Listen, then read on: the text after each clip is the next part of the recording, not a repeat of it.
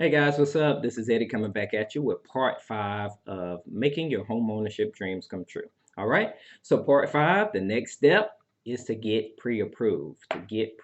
So most of you know that in order to go out and see a home, your real estate agent is going to ask for your pre-approval.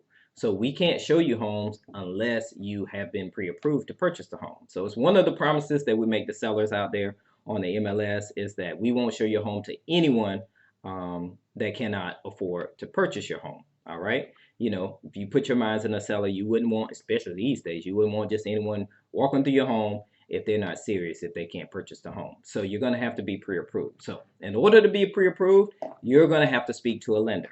All right. You're going to have to speak to a lender. Now, a couple of things to keep in mind. Number one is do not be afraid. Don't be afraid to talk to the lender. All right. The lender works for you. The lender does not get paid unless you get your home. Do not be afraid. They work for you. All right. I cannot say that enough. Make sure that you have that mindset because you're going to have to select a lender that meets your needs, that suits your needs. Um, so one of the things that you need to be mindful of also is that you need to be honest. All right. As I stated earlier, the lender does not get paid unless you get your home. All right, or your land, whatever it is that you're buying. The lenders do not get paid unless you can close on that loan. So it's in their best interest to help you in any way that they can reach that goal. So be as honest as you can. Don't try to hide anything. Don't try to misrepresent anything.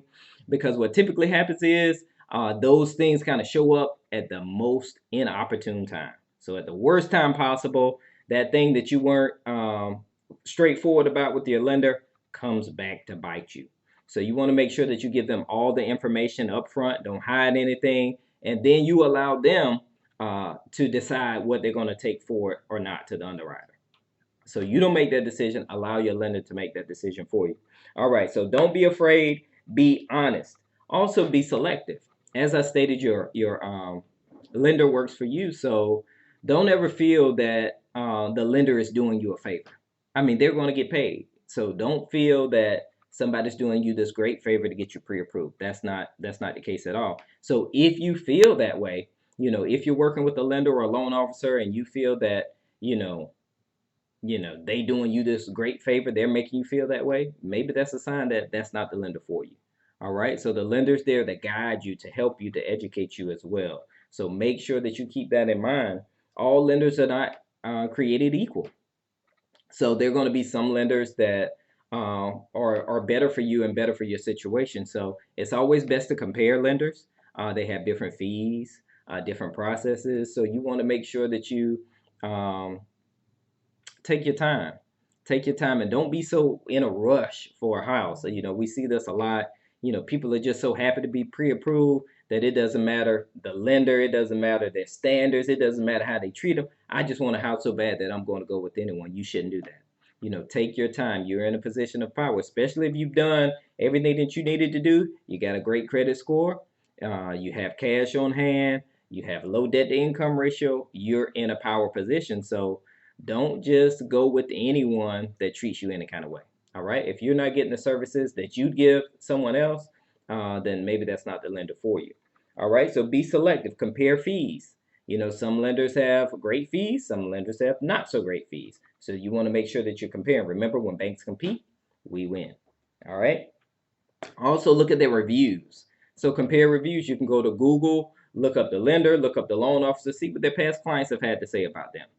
All of you guys have heard me say that past performance is the best indication of future performance. All right. So take a look at what their past clients had to say about them. That should give you enough information to determine if you want to move forward with them or not. All right. So prepare today. The final thing is to prepare today. As I stated earlier, the better the position you are in, the more options you're going to have. There's some lenders that specialize in working with clients that have a lower credit score, higher debt to income ratio. There's some lenders that specialize in people that have great credit scores, very low debt to income ratio. So the better the position you're in, the more options you're going to have. So make sure that you're preparing today.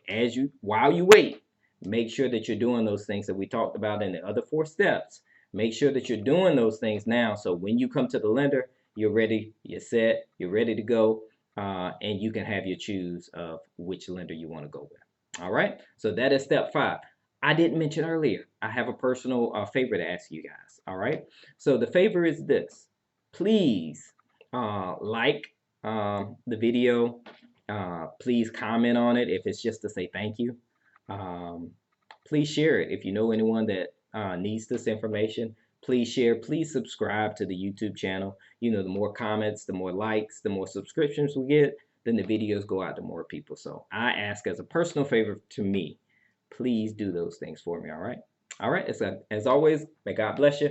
Heaven continually smile upon you. Talk to you guys soon. Be blessed.